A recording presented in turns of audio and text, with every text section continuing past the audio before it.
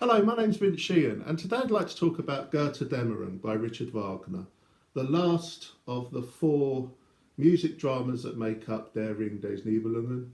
And I'd like to break down this mighty opera into smaller sections and explore how the leitmotifs, those short melodic ideas or chord progressions which represent characters, situations, emotions, etc., how they help propel the drama. Now, Götterdämmerung was the last of the operas in which the music was written. Wagner started in 1869 while he was still working on Siegfried, and he finished in 1874. Götterdämmerung received its premiere in the context of the whole ring in August 1876 in Bayreuth. Now you get a sense of Wagner's relief, perhaps, at the completion of this mighty artistic endeavour, because at the end of the autograph score dated 1874 he writes, "I will say no more!" exclamation mark. And it truly is. It must have been a remarkable and very wonderful moment for him just to write those words after spending over a quarter of a century on this endeavour. Götterdämmerung's text, of course, was the first to be written when Wagner started composing the poem. He started with Siegfried's Tod, which began this saga, and Siegfried's Tod, of course, later became Götterdämmerung. And then he decided he needed a backstory, young Siegfried, then Valkyrie, and then finally Rheingold as an introduction. So Götterdämmerung, although it's the last music to be composed, it's the first of the libretti to be composed. So it's a fascinating idea there, the words right at the beginning, the music right at the end. And you get that sense when you listen to this music. I think it's quite unique in a way, this opera, because when you approach this opera after the other operas of the Ring, you have that whole wealth of memory, musical memory behind it. By the time we get to Götterdämmerung, we know most of the music already. We know most of the leitmotifs. And that puts us in a rather amazing place when we come to this opera, because already we know what the characters have been through. And Wagner is such a master at this point in interweaving these leitmotifs and developing them depending on the situation, that we quite often are just almost subconsciously aware of what's going on in the orchestra. It's a really marvellous achievement, actually. Now, Götterdämmerung has a prologue and 3 acts. And essentially, spoiler alert, it's about the death of Siegfried, the hero who was destined to free the gods from the Wotan and Valhalla, from the curse of Alberich, which we learned about all the way back in Rheingold. The Götterdämmerung's prologue, which I will tackle first, is in itself in 4 parts.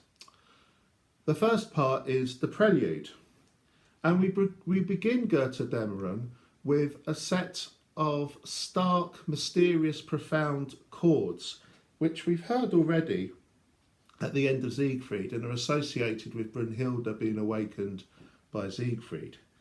This time, though, we hear them a semitone lower, an E flat minor.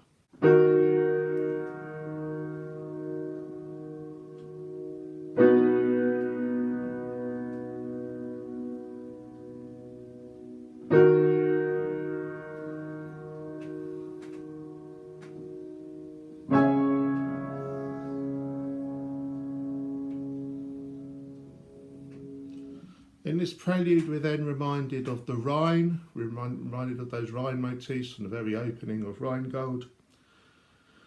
And we start to hear this descending diminished seventh idea, which is representing the Norns who we're about to encounter.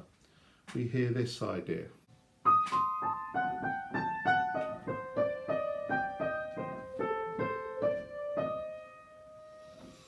And then that takes us to the second section of the prologue, where we see the three Norns on Brunhilde's rock. And there they have this rope between them, and that idea of that, which we just heard, suggests the sinuous nature as they wind this rope, which is from the world ash tree. And they have this primeval knowledge, and they're also able to foretell the future. And this is quite a marvellous and ingenious way of Wagner recapping what's happened so far, but he even goes beyond what we know already. The Norns talk about Wotan coming down and misusing, even raping the natural resources of creation by destroying the world ash tree, by taking a branch and fashioning it into his spear, which gives him his authority, of course, and that has drastic effects for the tree and everything round it, and seems to start this cycle of death and decay. The Norns also remind us of Brunhilde's fate. Well, they foretell, actually, they prophesy Wotan and indeed Valhalla's destruction, with the wood of the world ash tree being stacked around them in a kind of, as kindling wood almost, ready to be lit. And they also remind us of Alberich's curse. And we hear many of the motifs we've heard already in the previous operas. I won't play all of them. I've played the main ones in my previous videos. But with sleep figures prominently, the magic sleep, which also perhaps suggests death as well, which is a glorious motif.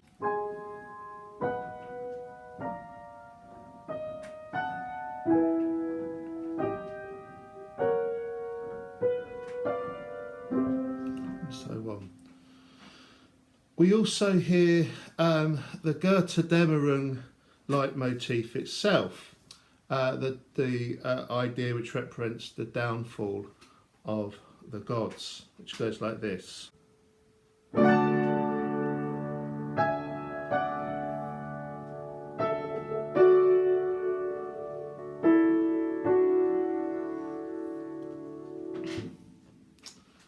Eventually the Norns' rope snaps, and it's then that they realise that things are simply beyond their control and everything will end.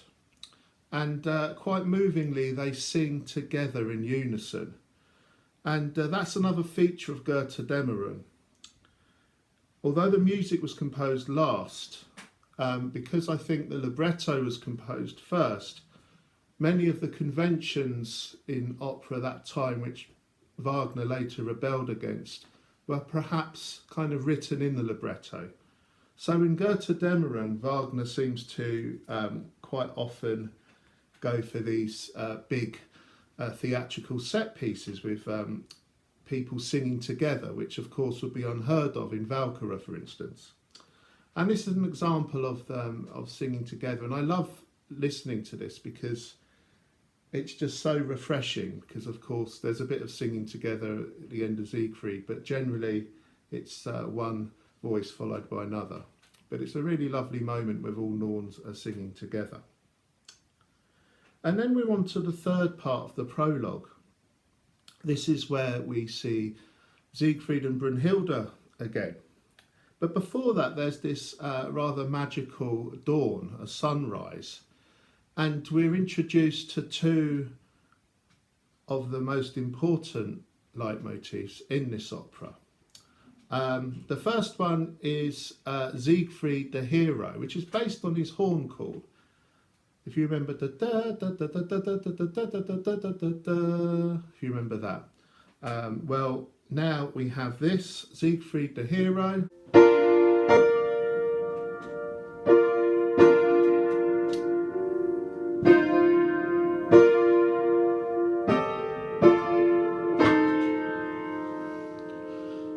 Following Siegfried the hero, we have this idea which represents Brunnhilde as a woman, which is basically a turn.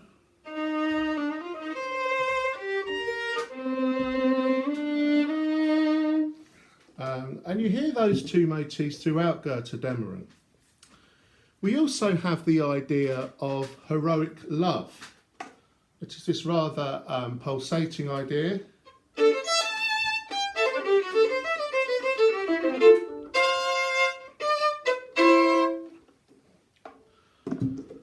Siegfried and Brunnhilde declare their undying love for each other again, and Siegfried gives Brunnhilde the ring which he'd taken from Wagner, if you remember. He gives her the ring of power, as a pledge of his love.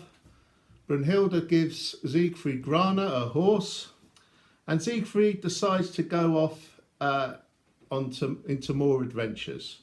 It's a really wonderful part of this opera. The way the dawn rises before we meet Siegfried and Brunnhilde again is marvellous as well. We keep that Brunnhilde as a woman idea. That kind of swells and swells. It's really quite marvellous, and it's such a heady mix in the orchestra with that and the Siegfried as hero idea. When Siegfried goes on his way, we hear Siegfried's mission motif, etc. And then that brings us to the fourth section in the prologue, which is Siegfried's Rhine journey. Siegfried is on his way, on his adventures. It's just a wonderful orchestral interlude, this. It's really quite incredible. You hear, we begin with Siegfried's horn call. You hear him going through the fires that surround Brunhilde's rock. And when he actually gets on the Rhine, it's one of the most wonderful modulations and moments in this opera. We're suddenly swept away in the waters of the Rhine with da da da da da da da. With such power and energy. It's really a breathtaking moment. As Siegfried journeys down the Rhine, we're reminded also of some other motifs, including near at the end of this passage, Alberich's curse on the ring and the power of the ring. And that takes us to Act 1. In Act 1, we're introduced to the Giberkungs, and Gunther is the king, and he has a sister Gutrune, and they have a half-brother Hagen who is thoroughly evil. His father is Alberich, and Hagen is lusting after the ring himself. And Hagen begins his scheming right at the beginning of scene 1. He's suggesting to Gunther and Gutrune that perhaps it's time they married. He's kind of playing on their insecurities in terms of their realm and perhaps personally as well. And Hagen, to begin with, has a rather friendly motif, these intervals like this.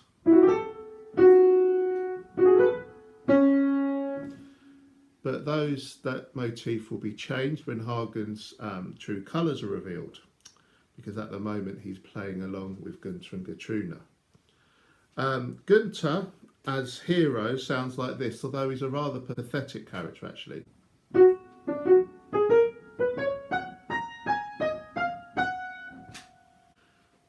Hagen proposes a solution to them getting married, and his solution goes as follows. With the help of Siegfried, who Hagen is expecting, Siegfried will wear the tarnhelm, and he will be disguised as Gunther and will go and win Brunnhilde from the rock, because Siegfried, remembers, the only one who can get through the flames, but he'll be disguised as Gunther, and then Siegfried will claim Brunnhilde for Gunther. And indeed, Gutrune is hoping that Siegfried might get married to her. So this is Hagen's solution, but of course Hagen's thinking more long term than that. He's thinking about getting the ring for himself. The next part, we suddenly hear Siegfried's horn call, and Siegfried draws near. And right as Siegfried's just about to come onto the stage, we're reminded in this huge climax of the curse motif.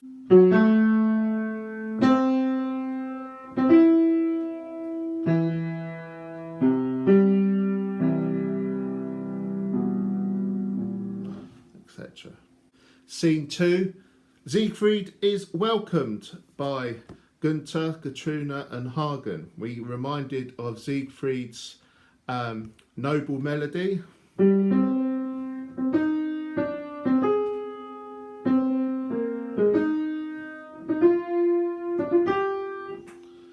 then Siegfried in scene 2 tells Hagen all about the ring and the tarnhelm which he won from Fafnir the dragon. And we're reminded of the tarnhelm motif, those mysterious chords which were introduced to us back in Das Rheingold. Just a reminder, they go like this.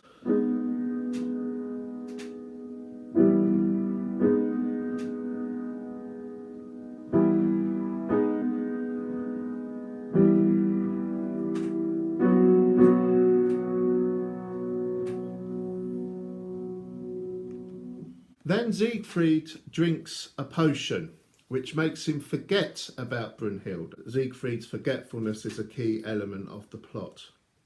And when he drinks the potion, he forgets all about Brunhilde and he falls in love with Gutrune and asks for her hand in marriage.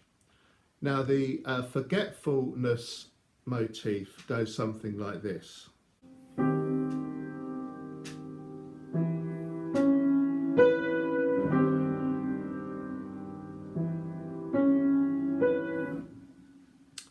Bit like the tarnhelm motif, quite mysterious. And Gutrune has her own motif.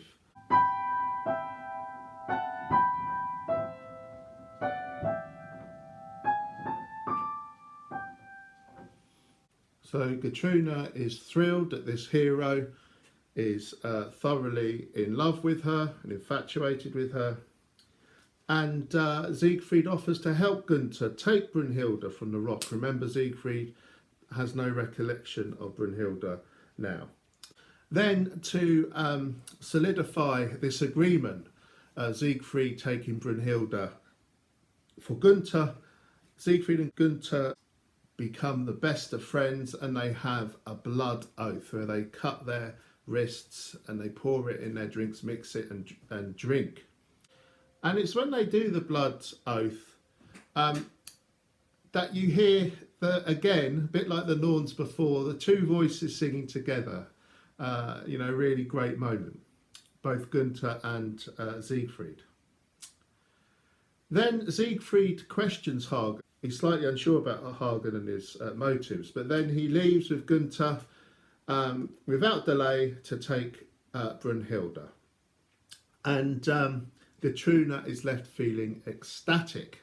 When they've gone, Hagen reveals his lust for the ring and his lust for the power that the ring will bring. And this is where Hagen's true leitmotif is revealed.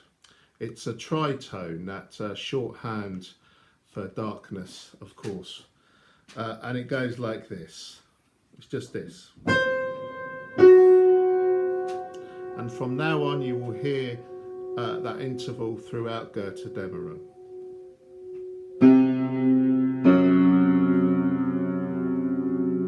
And we hear the Rheingold hymn. If you remember, it's like this.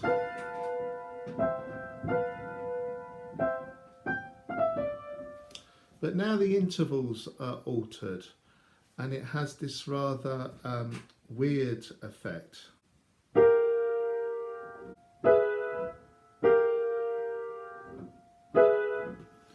The effects of the evil has kind of even corrupted the central symbol of this, well, one of the central symbols of this opera, the River Rhine. Then we have this musical interlude which takes us to scene 3. And here we're back with Brunhilde. Brunhilde hears the riding motif and the Valkyrie motif.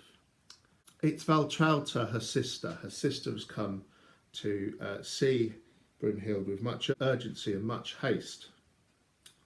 And Brunhilde fills Valtrauta in concerning her punishment and her freeing by Siegfried, etc. But then Brunhilde notices that Valtrauta is extremely anxious and we're reminded of Wotan's frustration.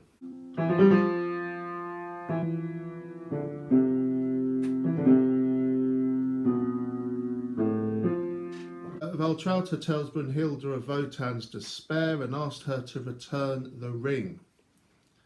And I often think that if Brunnhilde did return the ring here, it would be an incredibly short opera to finish the ring cycle. And here she has a kind of monologue, and it's a bit like the beginning to Act 3 of Siegfried. We have a kind of musical portrait of Wotan. And of course, Wotan isn't even in this scene, but he certainly is musically. We're reminded of Valhalla as well, of course.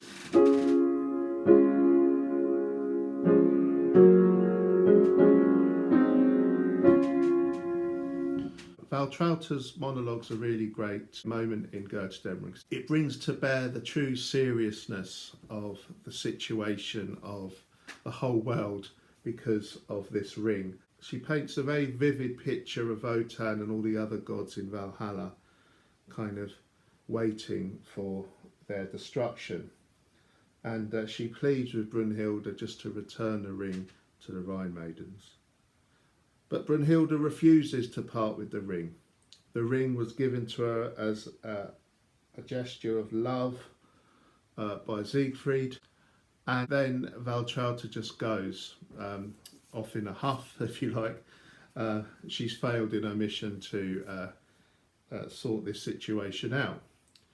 And Brunnhilde is waiting on the rock. She's expecting Siegfried to come back, but she's met by an intruder. And of course it is Siegfried, really, but it's Siegfried disguised as Gunther with the aid of the tarnhelm. Brunnhilde is, of course, in the depths of shock and despair, and Siegfried, disguised as Gunther, seizes the ring. And we have this huge climax with the curse motif again. Brunnhilde is powerless. We hear the hate motif again. And then Siegfried, disguised as Gunther, goes to Brunnhilde's cave. And he vows to honour his agreement with Gunther. And we have the motif, the new leitmotif of honour.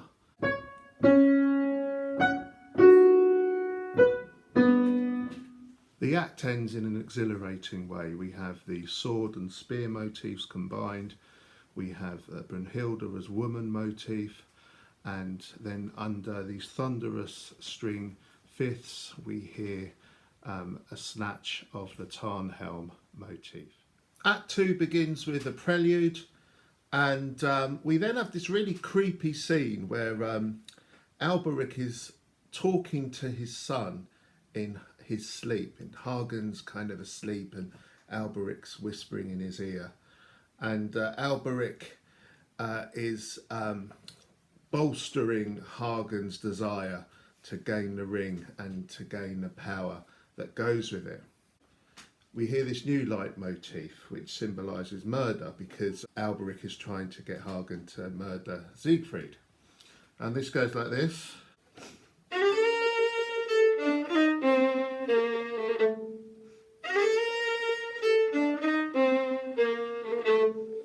We hear, of course, many of the other leitmotifs concerned with Alberich and the ring, and indeed Siegfried. The hatred theme is something which comes back a lot as well.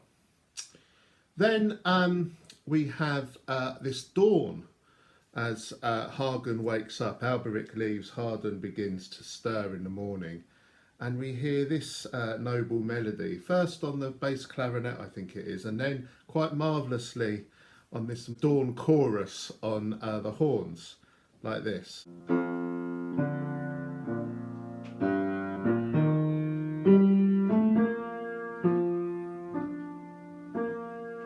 Rather noble theme. Then that brings us to scene 2. Siegfried rouses Hagen, and then Siegfried, reunited with Gutrune, tells of his winning of Brunnhilde, and Gutrune, quite understandably, isn't very happy about this. She's quite suspicious. But then Gutrune orders Hagen to call the vassals together because they're going to have a wedding. And this scene 3 now, is a real set piece in Götterdämmerung. This really is the big grand opera moment in Götterdämmerung. Hagen unforgettably calls all the Gibbekings together, all the warriors, and he has that horn call, really disturbing.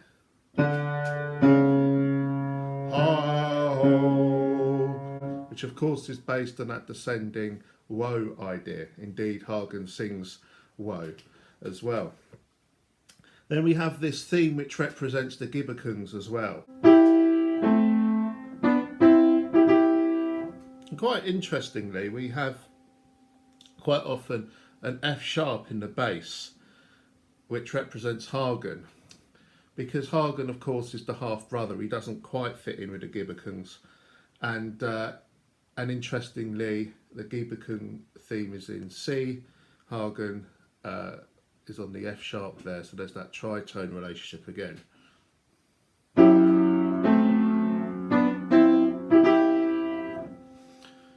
Then the vassals respond with this wonderful chorus, absolutely thrilling, a real showpiece of Wagner's skill.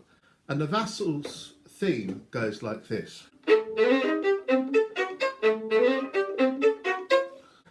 And then Hagen tells the men about Gunther, and he tells them to prepare for the wedding.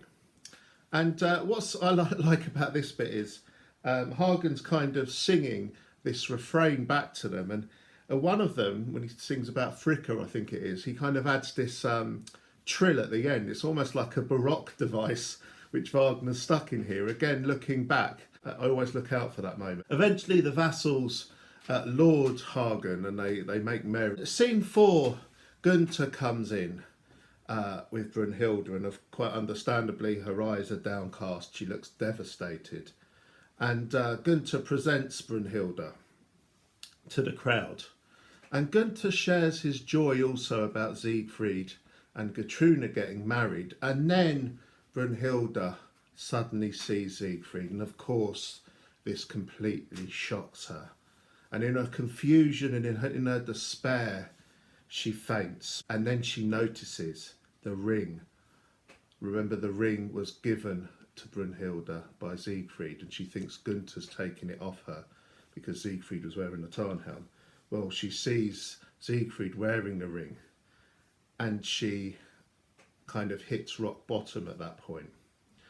And Brunnhilde starts demanding information about how Siegfried got this ring and about Gunther and his place in this. And then Hagen starts to turn on Siegfried. This is where Hagen, he's beginning to show his real true colours now. He starts to turn on Siegfried. And then Brunnhilde wonders why the gods have treated her so badly. She wants vengeance. And she tells of their marriage, which of course puts Siegfried in a terrible light. Siegfried defends himself. But Brunnhilde just talks about their past, and she shows how much she knows of Wotan. And then Siegfried calls for an oath. And here Hagen responds. And Hagen brings his spear. And Siegfried makes an oath on this spear. But Brunnhilde curses this oath. She just wants vengeance on Siegfried. And the crowds eventually disperse, and we're into the final scene of Act 2. Brunnhilde expresses her despair at Siegfried's treachery, and then Hagen offers to avenge Brunnhilde. And it's here that Brunnhilde shares that Siegfried has a weakness. If he's stabbed in the back, he can die. And then the shamed Gunther and Hagen and Brunnhilde, they have this trio at the end of this scene. It's quite wonderful. Again, another example of an operatic ensemble in Götterdämmerung. A lovely moment in this scene, in this act even. Then Gunther and Brunnhilde marry. And then the act ends with this really thrilling way, with a fortissimo Hagen call right at the end in the orchestra. Act 3, which of course rounds the whole saga off, is in itself in 3 scenes, and we begin with Siegfried by the banks of the Rhine with the Rhine maidens, and the Rhine maidens are desperate for Siegfried to return the ring, and we hear a couple of new Rhine maiden motifs. We haven't seen them, of course, for a little while since Das Rheingold. So we have these ideas which kind of represent their frolicking and their kind of delight in their life on the Rhine.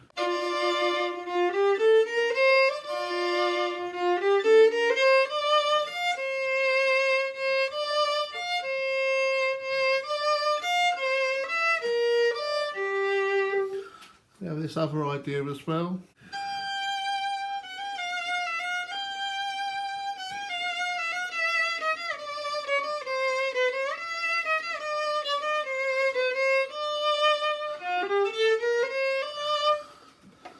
So we have these flowing ideas representing the Rhine maidens, and we hear their older motifs as well. They remind also Siegfried that, you know, if he doesn't return the ring, he will die, and they foretell his death and indeed the end of the opera with the destruction of everything. Then in scene 2, Hagen, Gunther and the vassals come, and it's here that Siegfried comes to his untimely end. Hagen asks Siegfried how his hunt is going, and Siegfried shares the prophecy he just heard from the Rhine maidens. And Siegfried then tells his story to the other men there about his time with Mima, his defeat of Fafnir and getting the treasure. And we're reminded of those woodbird motifs. The men seem fascinated with Siegfried's ability to hear the woodbirds. So we're reminded of these motifs from Siegfried.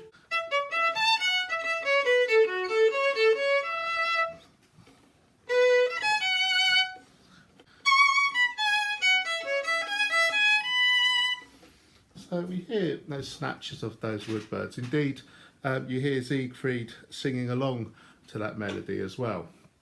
And then Siegfried is handed a horn of drink, this potion, which Hagen has given him to make him remember again. And of course, Siegfried remembers finding the sleeping Brunnhilde and that joy of love and wonder he experienced upon chancing upon this beautiful sleeping goddess. But then tragically, this is where Siegfried is stabbed in the back by Hunding. And it's here, we just hear that curse motif, which we hear throughout the ring, of course. And then we hear this new motif, which symbolises death, which goes like this.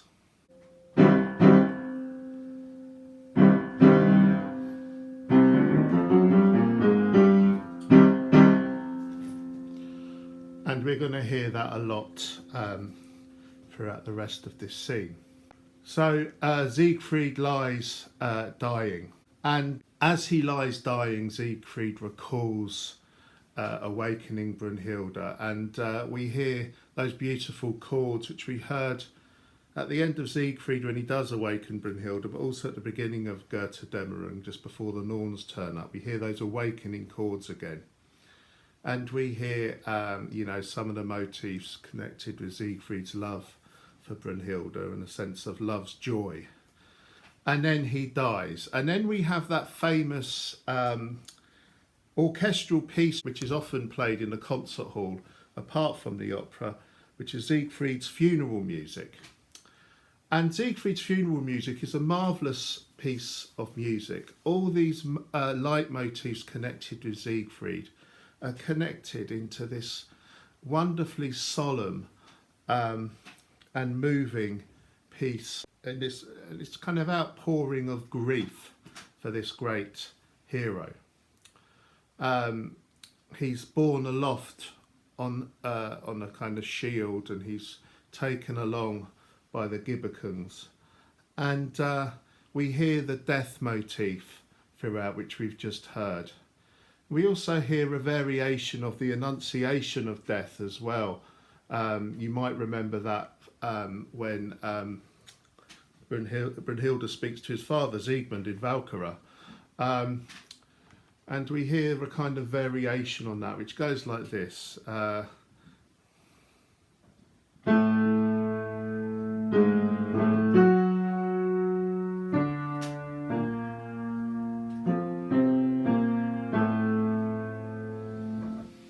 Then we have this wonderful climax where we suddenly hear the sword motif in this kind of moment of shining light, and then that climax heralds Siegfried, his heroic motif. Dum, dum, dum, dum, dum, dum, dum. We're reminded of that, Siegfried the hero as well. The music then swells on this crest of mourning and grief, and then it dies away, ebbs away, before we hear the Brunhilde as woman and the curse again, which then takes us into the final scene of the opera.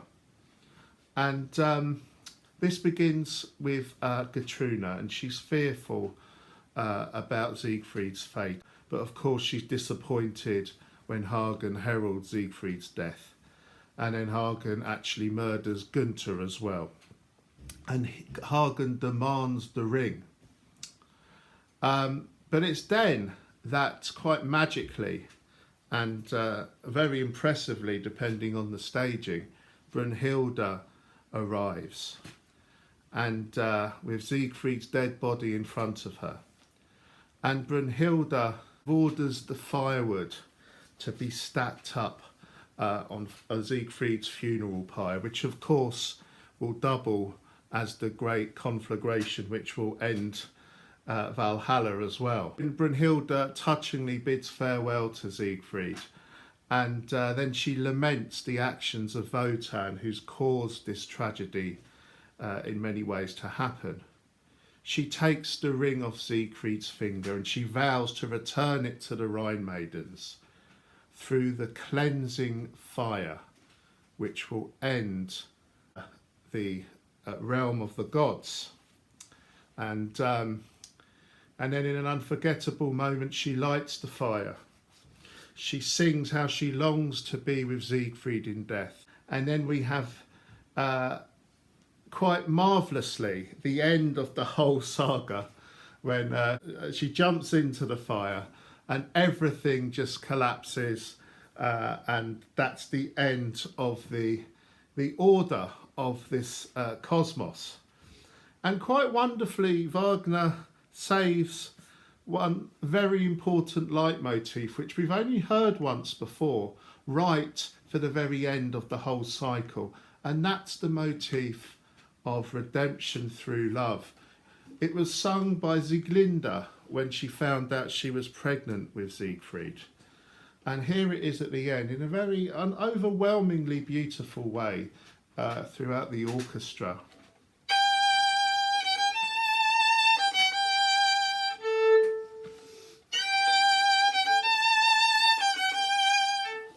And so on. And surely Wagner's saying, look, there is some kind of future here. This isn't such a bleak ending. And indeed, you often get, in certain productions, the crowd coming on and seeing, sensing that there's a new future, free from the gods, perhaps in the destiny of humanity. But there's also many kind of, perhaps philosophical, even theological truths behind Wagner sharing this idea of love redeeming everything right at the end of the opera, in the midst of all this destruction. And that's the end of Götterdämmerung. that's the end of the ring cycle. If you've watched my videos on each of the operas and you've got this far, well done for persevering, and thank you for your support. I've enjoyed going back to these operas and studying them immensely, and thank you. If you've got any more questions or anything you'd like to any future works or operas you'd like me to look at, please put them in the comments below. And if you haven't done so already, please click like and subscribe. Thank you very much. Bye.